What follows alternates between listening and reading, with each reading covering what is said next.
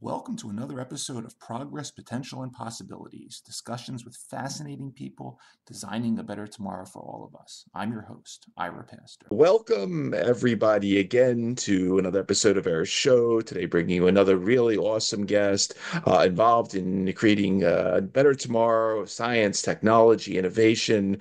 Today, we have the honor of being joined by Professor Dr. Dan Blumberg. He is Vice President for Regional and Industrial Development at Ben-Gurion University of the Negev. He's an elected member of the International Academy of Astronautics and chair of the Israel Space Agency, a position that he was appointed to by the Ministry of Innovation, Science, and Technology in 2022.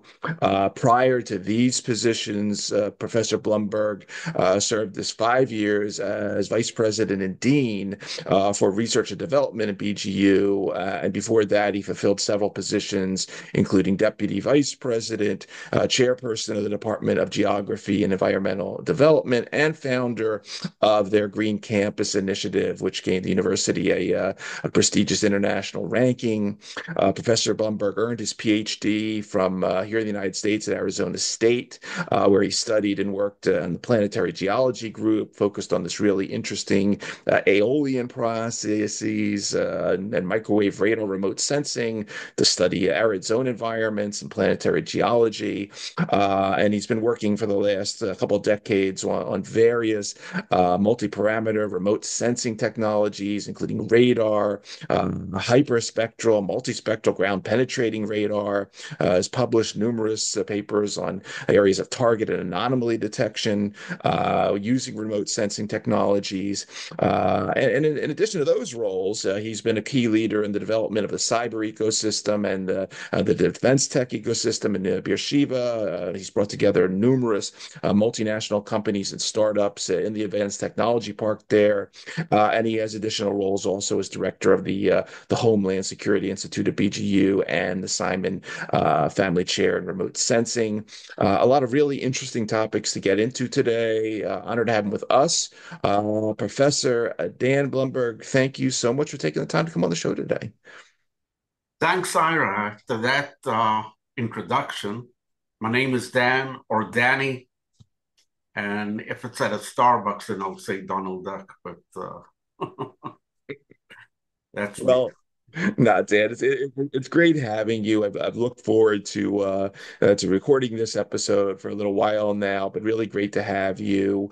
Would love to start off, I think, back in 1993. If we can go back then, this is when you published your dissertation, prediction of aeolian processes by remote sensing and models, where using some really complex NASA assets. You were, looking down on Death Valley in the Mojave Desert. You were looking up at Venus, looking at all sorts of interesting things that happen with wind and sand, not just on our planet, but beyond.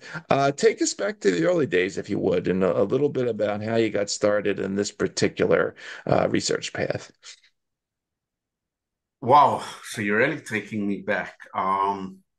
So my PhD advisor was Ronald Greeley, one of the big main gurus at NASA, worked in the early days on the Apollo missions, provided guidance for the astronauts, a lot of cool stories that we heard from him and his colleagues. And he actually interviewed me for my PhD by coming to Israel, meeting me, and spending 2 days in the field with me. Now, I'm not sure how many PhD advisors would fly across the ocean to interview a PhD candidate. Nowadays, certainly not. But even then, that was pretty rare. And I joined his group. It was January 1990, my first time in the US, 3 days of Christmas in New York and on to Arizona. And, the first memory that I have was when we started looking for an apartment or a car. Every Israeli we met said, just wait for the heat. And I said, listen, I'm from Beersheba, I'm from Israel. I know what heat is about. And they said, no, you don't. You have no idea what heat is about until it hits May 1st in Phoenix, Arizona. And that's when you'll start realizing what heat is about. And I joined this group, which was a cool group, people working on wind-blown processes on Earth, Mars, and Venus. Later also on some of the moons of Jupiter. But I became the expert on wind-blown processes on Earth. I have a couple of publications on Mars using GCMs, general circulation models, and looking at Venus. Now, remember Venus, just to put that back in, historically, the Magellan mission flew to Venus in 1989. I arrived in Arizona, as I said, early on in 1990. By 91, we were flown to JPL. I was already flying to Ames in California near San Francisco, and to JPL in Burbank, California, almost weekly, working with the Venus mission and the Mars GCM and the wind tunnels. And we were put in front of these strips that were printed from the Magellan mission to Venus. They actually printed them at the beginning, and then we started looking at digital data, looking for wind-blown features on the surface of Venus to understand the climate on Venus, to understand the circulation. And we started mapping wind streaks. We looked for dunes. We found 2 massive dune fields, and mapping impact craters. We also looked at Mars using what's called a GCM, a general circulation model, understanding the wind and comparing that with features, with surface features, dunes and other features. And we were preparing for the SRTM mission. That's the Shuttle Imaging Radar mission on the Space Shuttle Endeavour, which got postponed a few times. It actually flew twice in 94. And I was looking at features on Earth and trying to understand what a radar image looks like when you look at wind-blown features on Earth, to understand Venus, to understand later on Mars and other planets. But very early on, I became the expert of the images of Death Valley, Lunar Lake in Nevada, and other areas in southern US or southwestern US. So it was kind of funny where this Israeli just came for the first time in the United States. Advisor said, listen, here's a Jeep, go look at the dunes in Death Valley, spend 2-3 weeks there, come back, let's see what you know. And very quickly they said, okay, you're the expert on these features. We're all American. We've never seen them in our life. And we started looking at satellite images of these features and then trying to understand what that means about the climate on Venus and on Mars. Later on, you mentioned 93, that's when I submitted my dissertation. I'll say a few words about that in a second, but later on, the mission flew again in 2000, but this time it was the SRTM. the Spaceborne Radar Topography mission, and it became an amazing mission that has never been flown like that again since then. It was on the space shuttle with a big 60-meter boom and another antenna outside the space shuttle, looking at Earth from two radar systems at the same time and providing the first global topographic map of Earth. So, everything that we did then was first time. And if not only that, working with the astronauts obviously was amazingly cool. Spending time with them even in Death Valley. So all of that was amazing, interesting, fascinating. What other super words can I use? The dissertation you asked about. So what I did there was to look at desert areas using synthetic aperture radar from airborne systems that NASA had on the DC-8 aircraft at the time.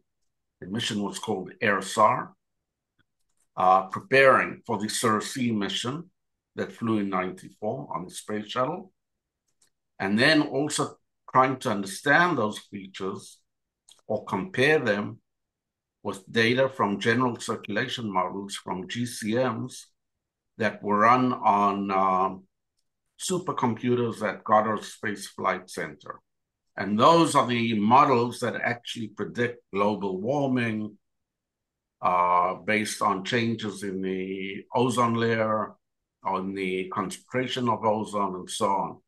So here I came and brought my understanding of the field, my analysis of satellite images, and comparing that to numerical models and trying to improve those models.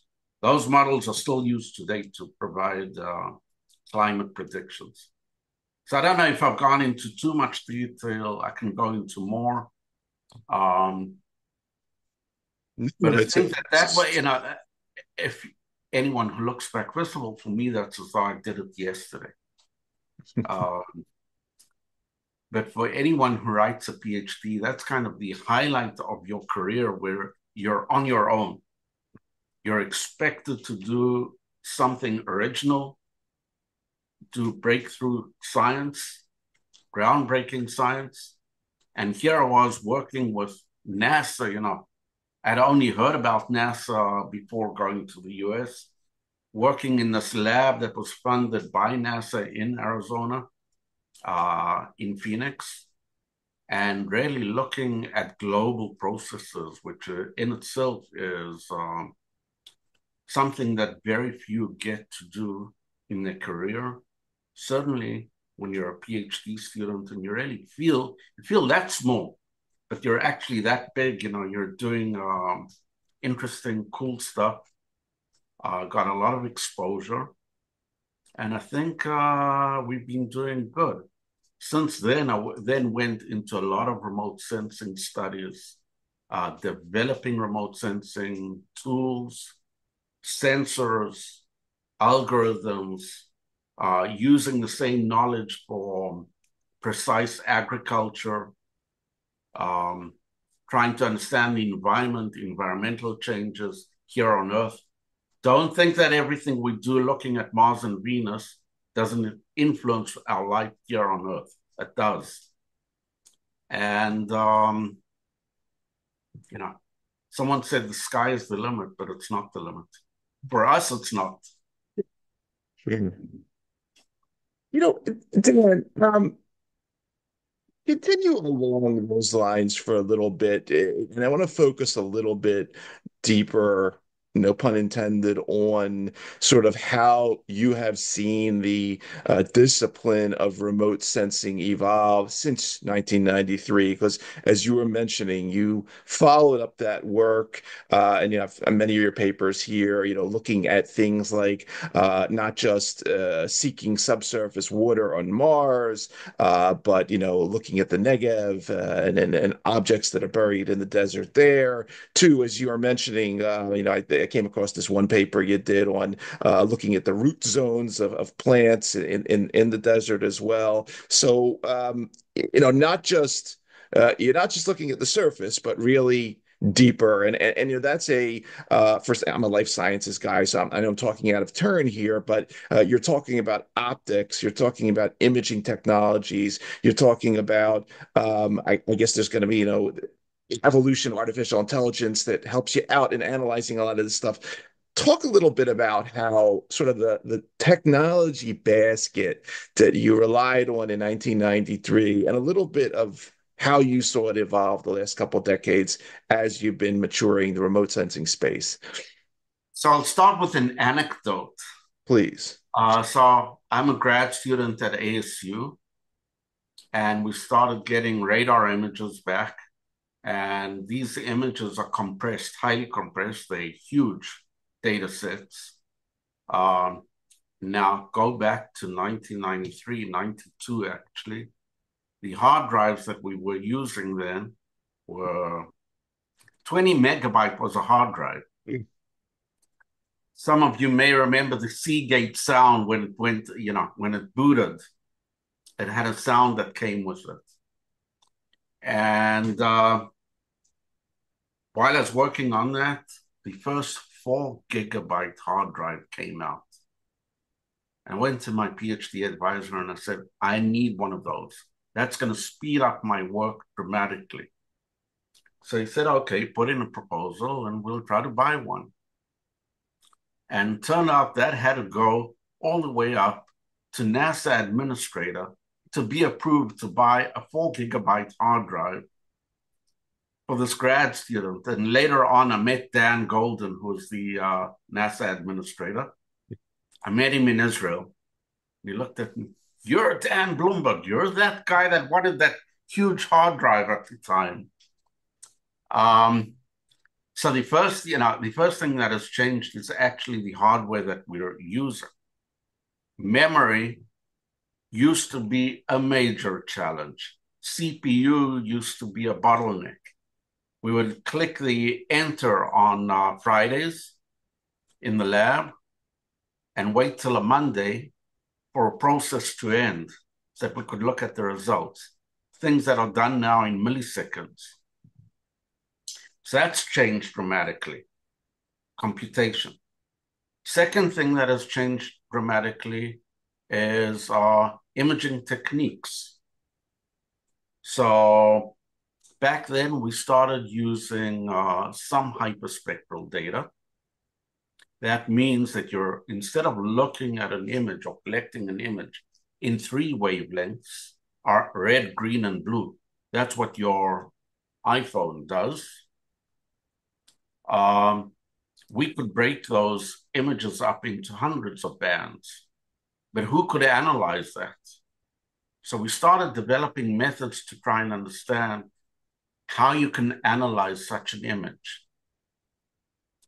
Radar data, already mentioned that, that's what I worked on in my PhD. It's come a long way since then. Yep. But then also the algorithms have changed. So how do you fuse or how do you bring together data sets that were not collected together? That's often considered data fusion. How do you put that in a GIS system, in a geographic information system? Remember that until SRTM in 2000, we didn't really have a global topographic map of Earth. And when you try to combine all these data sets to understand them, they weren't even matching each other. Now, you mentioned AI. Another funny thing, I had a proposal together with people from JPL and ASU. In 93, I happened to find that you're looking on the web recently. And I must say, I don't appear there as an author, but the authors acknowledge the assistance of graduate student Dan Blumberg, who wrote much of this proposal, where the proposal was to use artificial intelligence to try and understand images. Now, I'm sure that when I wrote that back in 93, I had no understanding of what artificial intelligence actually meant. It was more decision support systems. But we started going into artificial intelligence. It's nothing like ChatGPT of today, which makes me always try to think, okay, so what's ahead of us in the future? If I go back to then, try to see what we've done since then, it's amazing. It's fascinating. Yeah. But I don't think we have the imagination to try and understand where we're going to go to and what's going to catch in the future. Yeah. So technology has changed dramatically. And now another thing that has changed are these satellites. So at the time, we were still launching the space shuttle, which cost a fortune. We just stopped launching nuclear power systems on satellites from fear that they'd cause damage in space. Satellites were big, they were huge, they cost a fortune to launch. The numbers were, I don't know, $1 billion to launch a satellite on these big, huge rockets. Just to give you a number over there, the cost of launching 1 kilogram into space in 1975 was roughly $80,000 or $90,000. Dollars of that time, which is about $750,000 of nowadays. The cost of launching 1 kilogram into space nowadays is about $1,500. So the cost of launching a satellite has gone down dramatically, but also the size of the satellites has gone down. So now we build also nanosatellites, microsatellites, small satellites. So suddenly this is not something that's only accessible to nation states and superpowers. Universities can get involved in building satellites, and we've actually done that here in my lab. We built a small CubeSat. I'll get back to that. But there are many more actors, 2 puns intended, in space nowadays. So there are a lot more actors. You're not only using these nation-owned satellites, there are also private satellites now in space. There are more cameras. There are more types of cameras. Your spectral resolution has gotten better. Your temporal resolution has gotten better because there are a lot more satellites up there. Your computational power has improved, dramatically. Can't even compare it. So suddenly you can also do some of the computations on the satellite itself at the edge. You can include AI. You can have adaptive systems that are imaging, but they decide when to image and what to image while they're up there. And some of them do that even automatically. So I think we've come a long, long way since 1993. I can go into any one of those in detail, but it's almost like going back to, I don't know, Jules Verne and thinking he imagined certain things, but he certainly couldn't imagine the computers that we have nowadays. He couldn't imagine Starlink and what that's done to the economy of space. What's that done to the nation state? Absolutely. Let's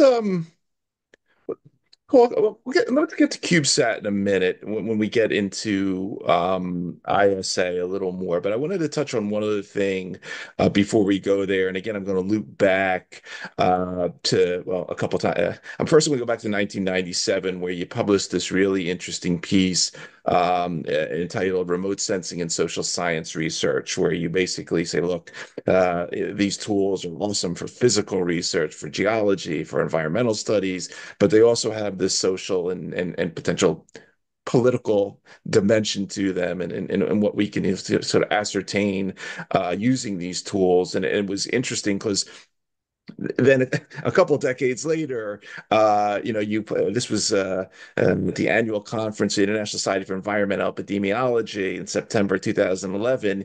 You, you sort of post a paper that kind of brings all this together. What you were saying a couple of decades before, this was talking about spatial dispersions of ischemic heart disease, respiratory and neurologic diseases, and meteorological air pollution and socioeconomic factors in the Negev.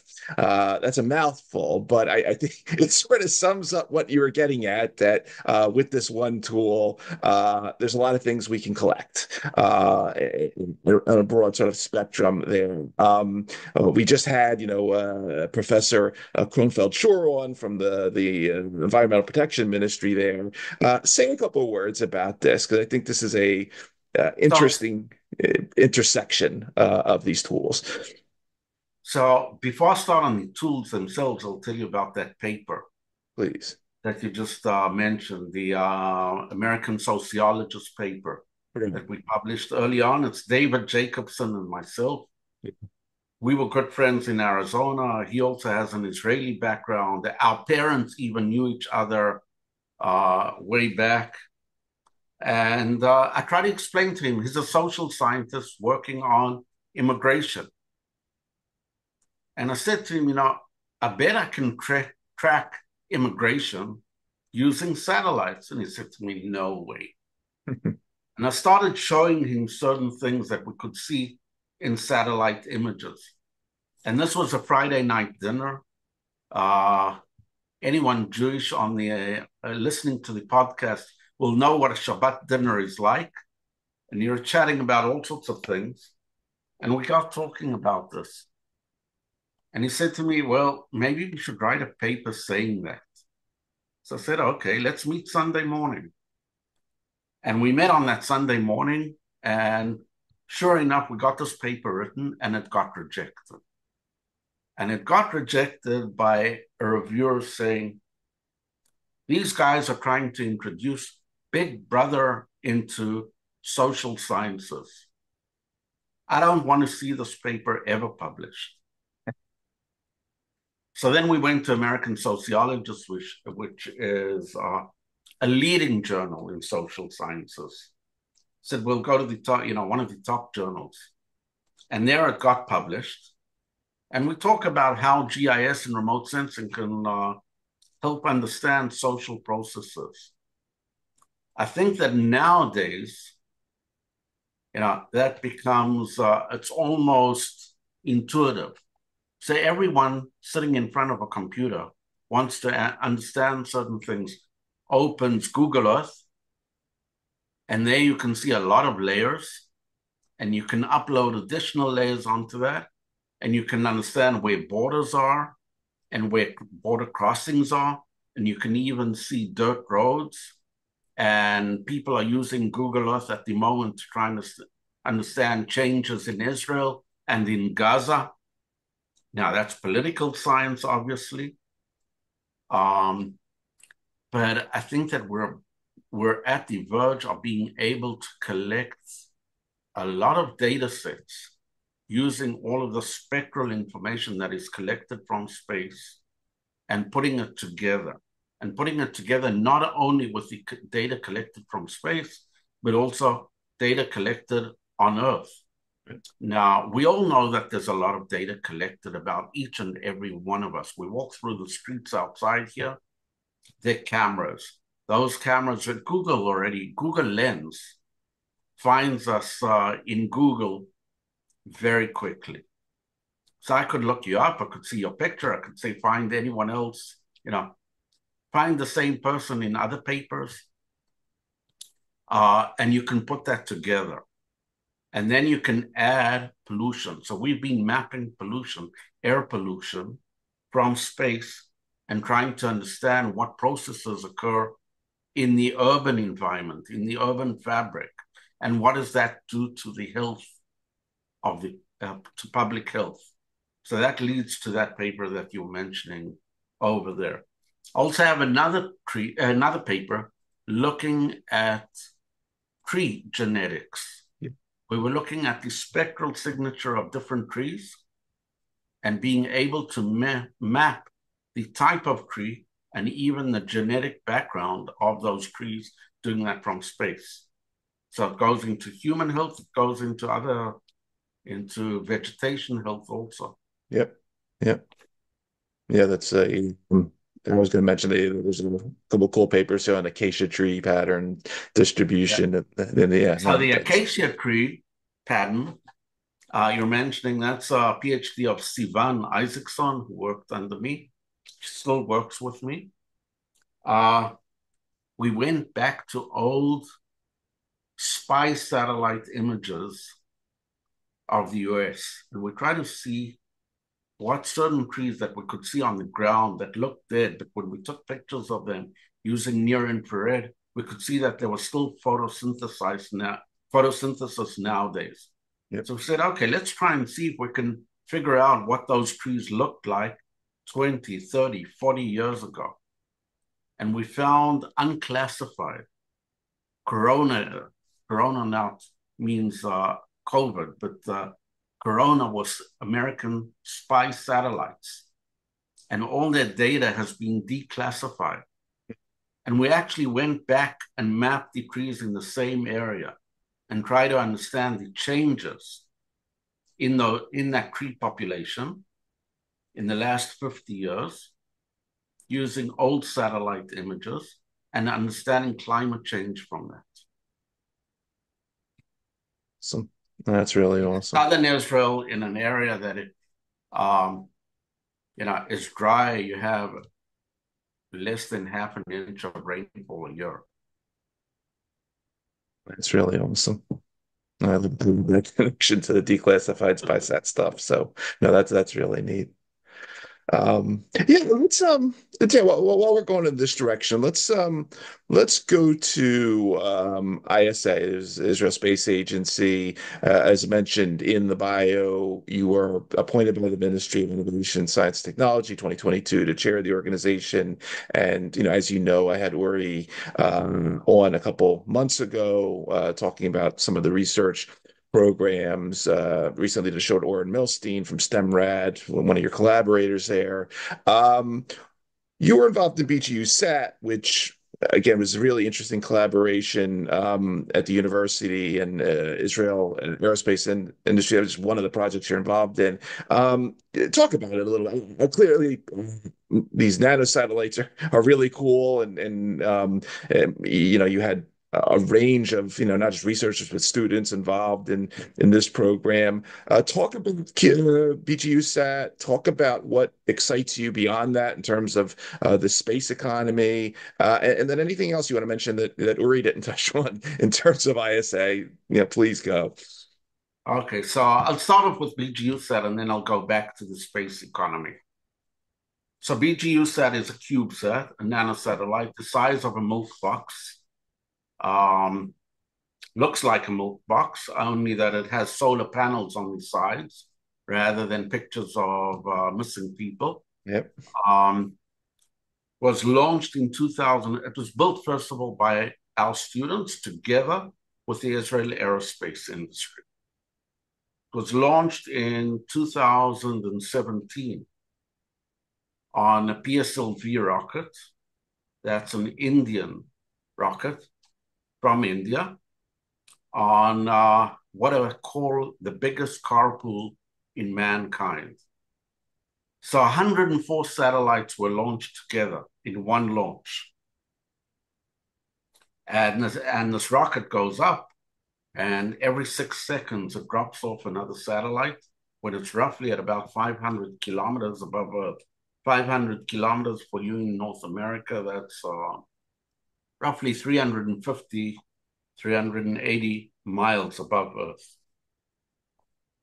So it drops off these satellites, and our little satellite, our little CubeSat is over there. So the excitement starts, first of all, because students can, for the first time, work on a satellite that gets launched. And they get really enthusiastic about what they're doing. The other thing is we can include technologies that haven't been tried before. And the risk is not that big because it's a small thing. It costs less than one of these huge satellites. But the other thing is that if this works, then in the future, you're going to see a lot of these CubeSats because they are a lot cheaper to launch. They're a lot cheaper to build. So we launched this one in 2017, BGUsat, and at the time in 2017, others were also launching CubeSats. Not many of them survived. So I said to my students as it went up, we were looking at all the screens, listening to the Indian accent count down from 10 to the statement launch. And I said to them quietly, listen, if this lasts 1 month in space, we can open a bottle of champagne. And it lasted 6 years, completely operative, taking pictures, communicating back with us. And it became even the little baby in the lab. You know, students would sit in the evenings in the lab, having dinner with the family, just waiting for that signal on the screen to come across.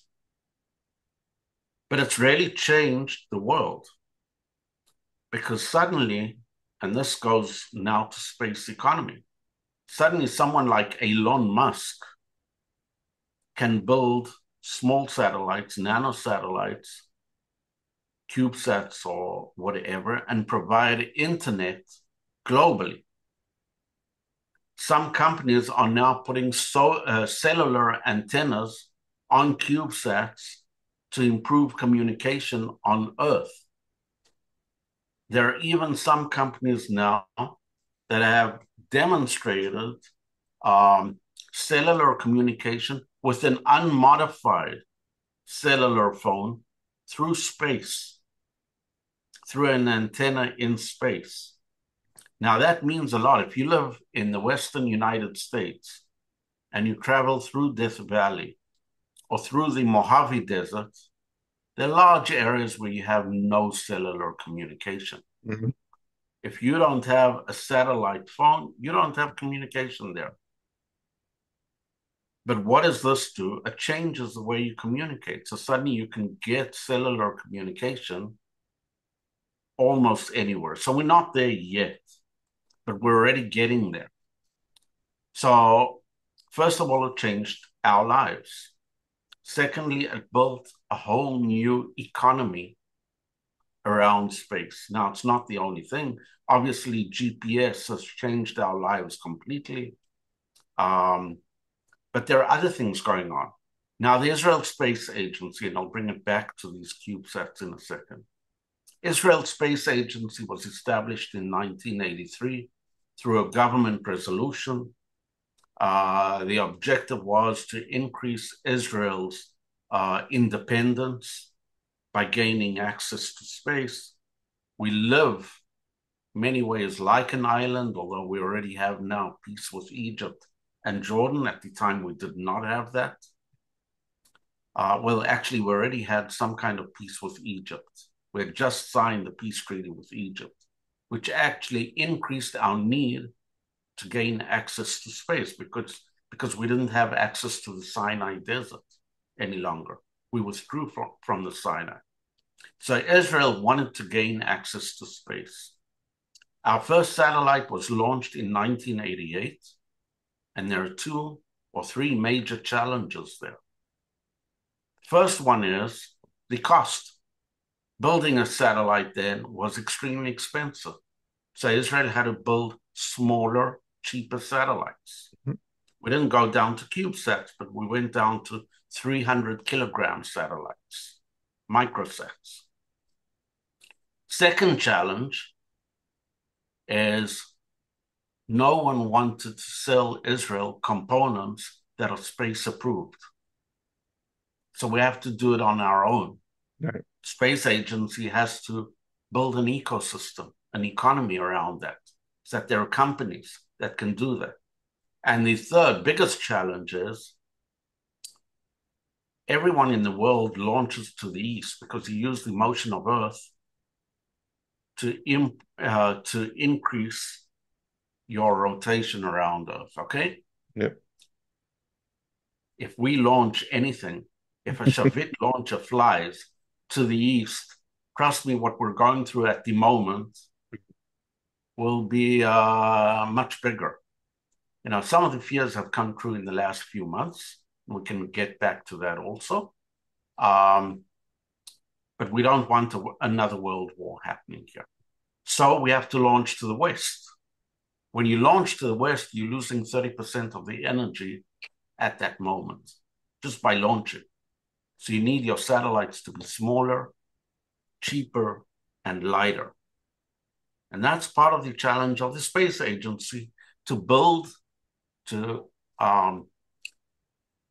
ignite an ecosystem around space technologies. So Israel was the 8th country in the world to gain full access to space, to be able to build a launch vehicle, to build the satellites, to launch the satellites, control the satellites when they're in space, communicate with them. So we need a communication economy here, and to bring them back to their tomb, to burn them so that they don't just stay out in space.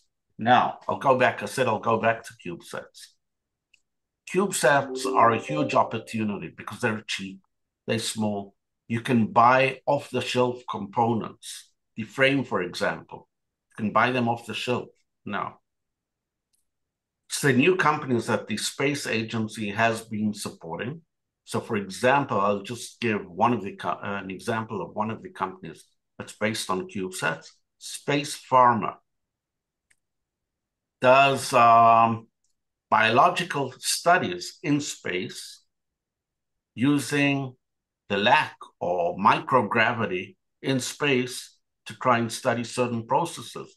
Recently, they've been growing skin tissue in space, and it turns out that it grows faster, and they can bring it back to Earth using the space station.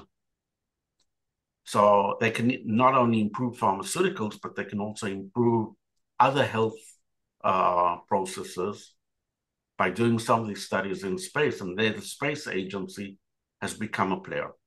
Space agency also allows us to be a player in a global challenge. And so one of the challenges is climate change. So we had the Venus satellite that mapped Earth in multi-spectral bands, and it's actually towards its death soon, that satellite. But it's provided data for scientists, for journalists, and so on. But we're also part of the Artemis Accords. And you already mentioned STEMRAD. So even on Artemis 1, we had this radiation vest that's there to protect the astronauts in the future. And we studied that. So we provided support. STEMRAD is a little Israeli company, a local company, that designs vests for physicians going into CT rooms or for first responders going into nuclear disasters. Yep. Here they designed a new vest for astronauts to protect themselves from solar radiation when they go to the moon in the future. So I try to bring, the CubeSats and show you how Israel has been a player in that also. Yeah. Another cool thing that we've been doing, interesting thing, is we have a program called Tevel. Tevel in English means global or globe, okay? But it's also the abbreviation of 3 words. It's combined of 3 letters. Taf, Bet, Lamed. Talmidim, Bonim, Lavyanim. Pupils or students in high schools build satellites. And we're providing support for children in high schools to get interested in STEM, science, technology, engineering, and math, through space by building their own satellites. And we have at the moment 8 schools building their satellites to be launched into space. And we provide the mentorship, we provide the components. And by the way, we make sure that there are 4 Jewish schools and 4 Arab schools. so that they get together, the kids.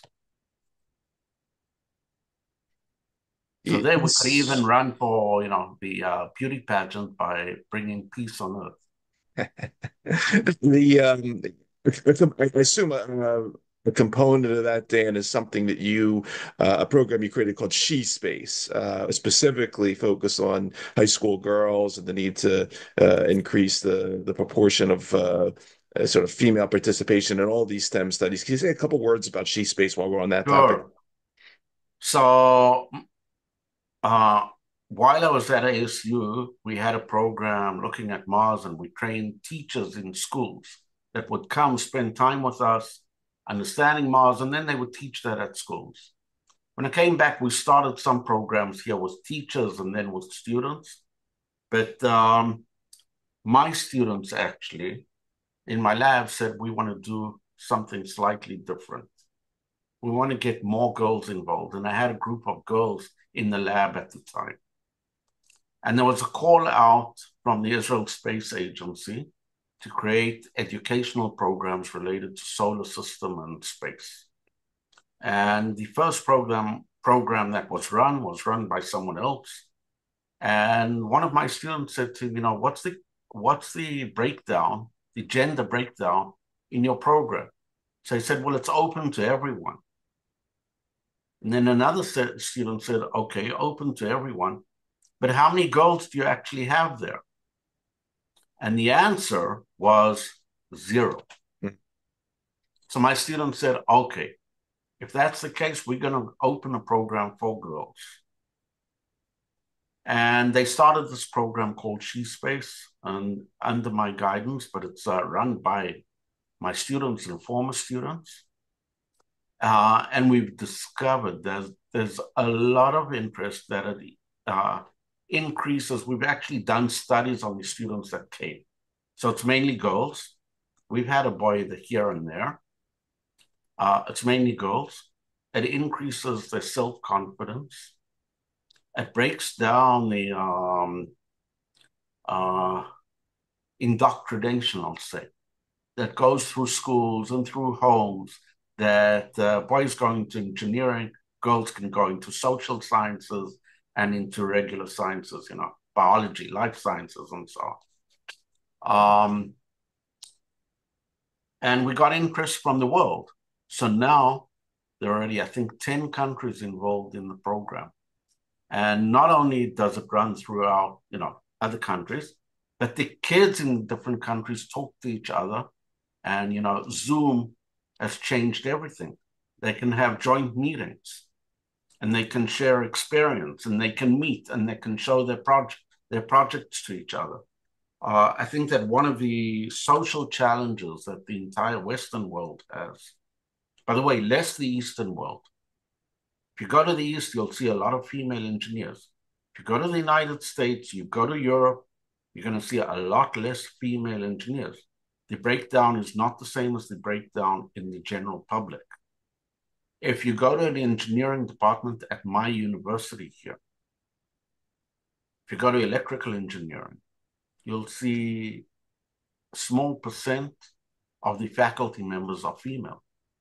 Mechanical engineering, I cannot even think of one female faculty member. So we need to build the role models. We need to change the way people think from grade school onwards. We need to include the entire public, and She Space is a good example of that. Yeah. So it also brings, it breaks down the gender barrier. It also breaks down some of the cultural barriers between different countries. I have kids in my lab talking to kids in Togo about space on Zoom. Yeah. By the way, the first project was with Germany. And the kids here met with the kids. It was still not Zoom. It was some other system. It doesn't really matter what. And they met with the kids in Germany, and they said, the kids in Germany were by DLR. That's the space agency lab near Munich. And I was saying, okay, so we have aircrafts, and we have cameras, and we have this, and we have that. And the kids here initially felt, well, we don't have all of that. How do they get all of that? But then when they started working on projects, the data are out there. It's just a matter of collecting it, understanding what you're collecting, and asking good scientific questions, and beating your head trying to understand the science behind things. So the first project they had was the German students had a look at processes in the Negev, understanding climate change and environment in the Negev. The Israeli students had a look at satellite images of Germany and understand the processes in Germany. And then they presented to each other. So they actually got to talk a lot, and very quickly, they were all on WhatsApp, and we were left out. So awesome. actually space. Yeah. Yeah. I appreciate you taking us on all these journeys through these various aspects of what you've been up to. But I really want to come back to the Negev, to Beersheba, and a little bit to what's happening now per your initiatives in I guess what's broadly defined as the Innovation District, where you have a lot going on in terms of not just the Homeland Security Institute, but also this Cyber Spark in terms of the cyber innovation, and then the connection between what's happened with IDF and the Negev.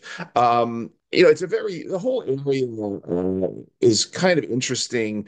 Again, from a U.S. perspective, because we've profiled a lot of the frontier sort of defense tech organizations here in the U.S., like DARPA, which interfaces with various universities. Also, a lot of the defense tech stuff happening on certain campuses, like sort of the Bush campus now at Texas A&M, which has advanced materials and hypersonics and things like that going on. What's happened in the Negev? Talk a little bit about CyberSpark, any other cool innovation topics. It doesn't have to be just defense tech, but defense tech is cool. But other important initiatives happening in 2024 per BGU and the Negev. So I actually want to take this one floor up from there. Sure. And mention the investment, VC investment in different urban environments globally. So if you look at the United States, you'll see that most of the VC investment occurs on the West Coast or on the East Coast. If you look at the Midwest, if you look at the South, there's very little VC investment. If you go globally, you're going to see the same thing that I just said. Even in China, the East Coast, the West Coast. If you look at Israel, you'll see that most of the VC investment and most of the high-tech companies and high-paying jobs are in the Tel Aviv area. Now, that's not sustainable. It's not sustainable socially. It's not sustainable environmentally. And as a Zionist country, as a country that's trying to build itself, define itself, protect itself, create an identity, a unique identity, we have to be able to create more than one urban environment that has good jobs that attracts people to it. And Beersheba is a place that I think has the potential. David Ben-Gurion, our first prime minister, spoke about the Negev a lot. The Negev is the Israeli desert, southern Israel, which is actually about 50% of the landmass of Israel, but very unpopulated. So when I started looking at this, I was already involved in analyzing satellite data, and I found that I could also analyze other data, which wasn't really called cybersecurity at the time, but it was very close to what got defined later on as cybersecurity. And we started trying to understand how we can build this area. So the former president of the university called me one day and she said, what do you think we can put in if we build a high-tech park next to the university? Do you think we should put robotics into the high-tech park? And we got into a long discussion, about what you can leverage, which knowledge you can leverage. And I said, listen, we've been working on cybersecurity. Very few universities, certainly in Israel, can at this time say that they're leaders in cybersecurity. But that's going to bother humanity for many, many years. And we went into the issue of cybersecurity. I hate to say it, but the current prime minister of Israel was then also prime minister. And, got it in 1 second and said, let's build the National Cyber Directorate in Beersheba. So there are two things coming together here. One was the need for a new economy around cybersecurity, or three. Second was the need to build another urban environment in Israel that has high-paying, good jobs and becomes a magnet for young people. And the third thing was that Israel can be a leader in cybersecurity because of the background that many of our youngsters have coming out of the army with knowledge. At the time, it was in signal processing, but in analyzing data and understanding cyber threats. So that all comes together, and fast forward, as a call out, who wants to try and design the first innovation district in Israel? And we got together with the Brookings Institute and trying to look at Beersheba as the next innovation district of Israel. And I think we're doing pretty well.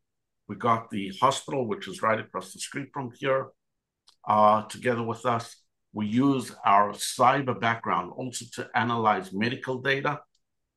And that brings us to COVID. The ability to get the vaccinations for COVID in Israel was because we had databases which included all of the medical records in Israel, where we could analyze the data. And all of the companies that were producing vaccines wanted Israel to analyze a data set. You could look at the whole nation in one shot. You couldn't do that anywhere else in the world at the time. That's what helped Israel get the vaccines. And so we looked at medical data as a vector for growth in Beersheba. We looked at cybersecurity and IT in general. And we looked at another challenge, and that's desert technologies. That's ag tech, water tech, and energy tech, things that are going to bother mankind for the next 50 years, I'm sure.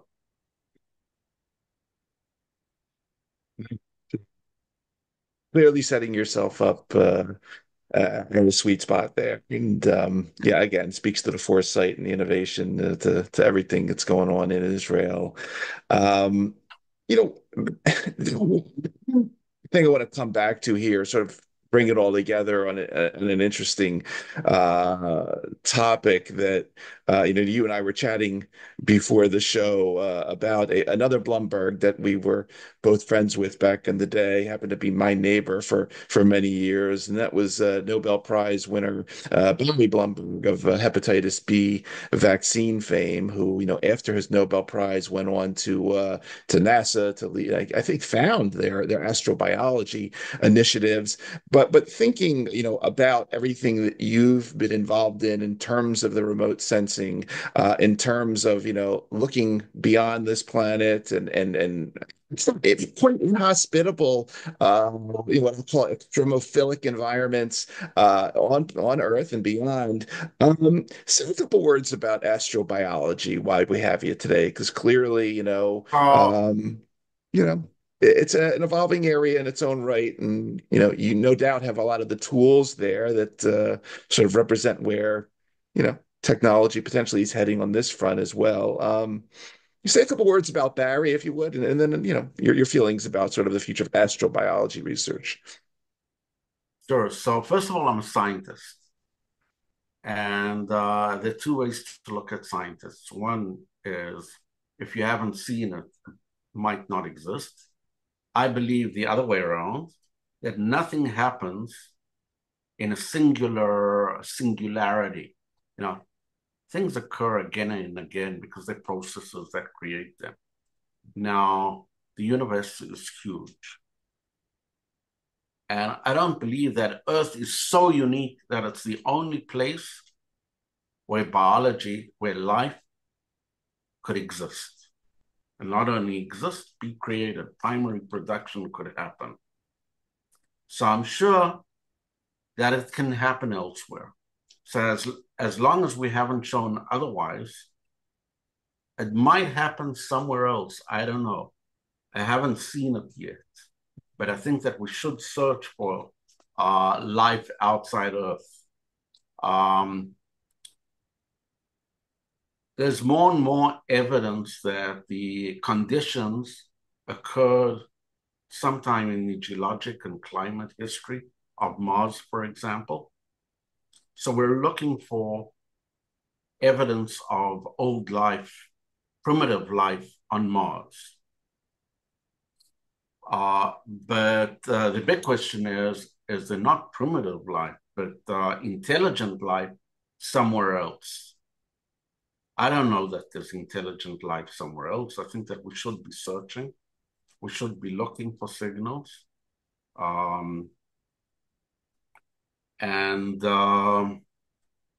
think that it's a good thing that NASA is looking at it also.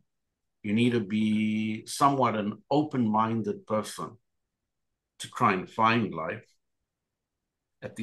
Till this point, we haven't found any evidence of primitive or intelligent life outside Earth. But who knows what's in the future for us? As I said, the universe is big.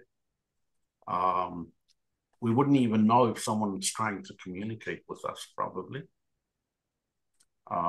They might not be communicating the same way we do. They might not look the same. Who knows? I think that it's a fascinating topic, certainly for biologists that try to understand primitive life and how life evolved on Earth.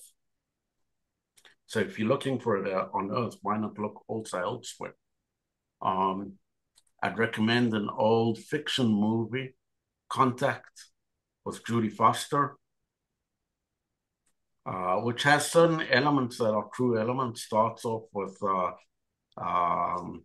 Arecibo in Puerto Rico, which was just, I think it was destroyed in some hurricane or something recently, but it's worth watching that movie.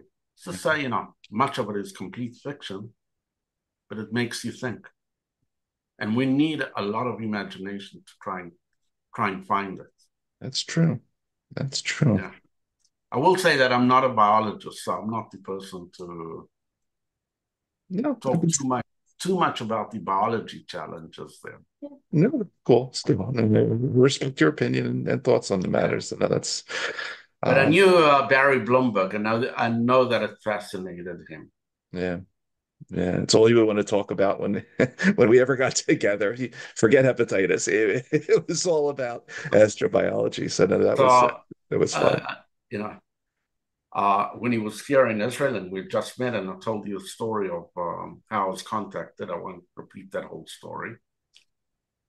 But he said to me, so when are we going to meet again? So I said to him, I don't know. When are you leaving? He said, tomorrow. So I said, well, this afternoon I'm teaching. So the only way I see you is if you're sitting as a student in my class. So he said to me, you know what? I'll come and teach the class instead of you. And he came and taught, spoke about astrobiology. That's him.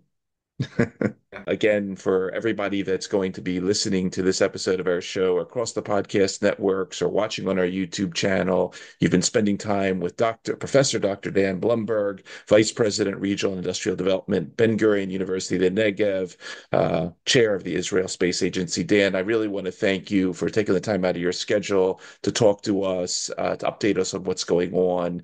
Obviously, thank you for everything you do for STEM. And as we like to say on our show, thanks for helping to create a better, safer tomorrow for all of us via what you've been up to. Really a great story and great having you. Thank you and have a wonderful day.